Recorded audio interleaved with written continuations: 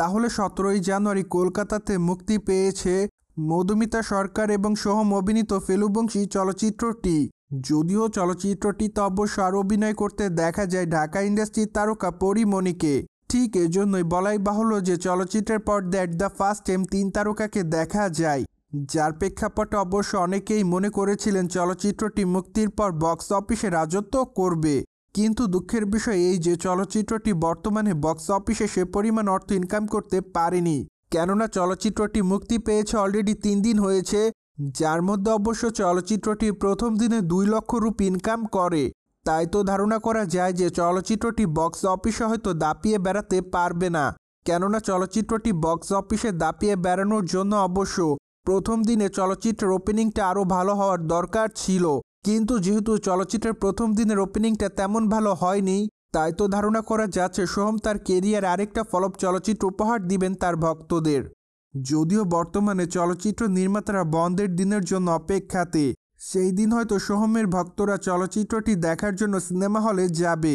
ঠিক এই জন্যই রবিবারে কত টাকা ইনকাম করবে চলচ্চিত্রটি তার জন্য অপেক্ষায় নির্মাতারা। পায়দয় চলচ্চিত্রের গল্পটি মূলত একটি মার্ডারকে কেন্দ্র করে। সেই সাথে চলচ্চিত্রের পর দ্যাট দ্য ফার্স্ট টাইম সোহমের নায়িকার চরিত্র অভিনয় করতে দেখা যাবে মধুমিতা সরকারকে। তাই তো বলাই বাহুল্য যে সম্প্রতি নতুন জুটির চলচ্চিত্র দেখেছে দর্শকরা। যদিও চলচ্চিত্রের পর্দায় তাদের সকলের অভিনয় দর্শকদের কাছে নজর কাড়ার মতোই ছিল, কিন্তু দুঃখের বিষয় যে সোহমের অভিনয় দর্শকদের কাছে তেমন ভালোভাবে নজর কাড়তে পারেনি, কেননা চলচ্চিত্রের পর্দায় চরিত্রটির জন্য তিনি অবশ্য পারফেক্ট ছিল না বলে দাবি করেন অনেকে।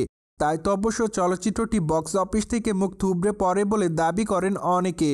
অন্যদিকে অবশ্য মাত্র কয়েকটা দিন আগে সোহম চক্রবর্তী তার নতুন চলচ্চিত্রের ঘোষণা দেন, কেননা আগামী দিনে তাকে অবশ্য দুর্গানগর চলচ্চিত্র অভিনয় করতে দেখা যাবে।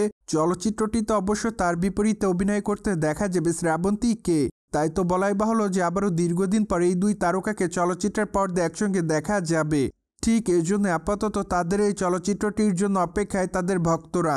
যদিও খুবই শীঘ্রই চলচ্চিত্রের শুটিংয়ের কাজ শুরু করা হবে বলে জানা যায়, কেননা চলচ্চিত্রটি পুজো উপলক্ষে কলকাতাতে মুক্তি দেওয়া হবে বলে জানা যায়। তাই তো ধারণা করা যাচ্ছে নির্মাতারা খুবই শীঘ্রই চলচ্চিত্রের শুটিংয়ের দিকে মনোযোগ দিবেন।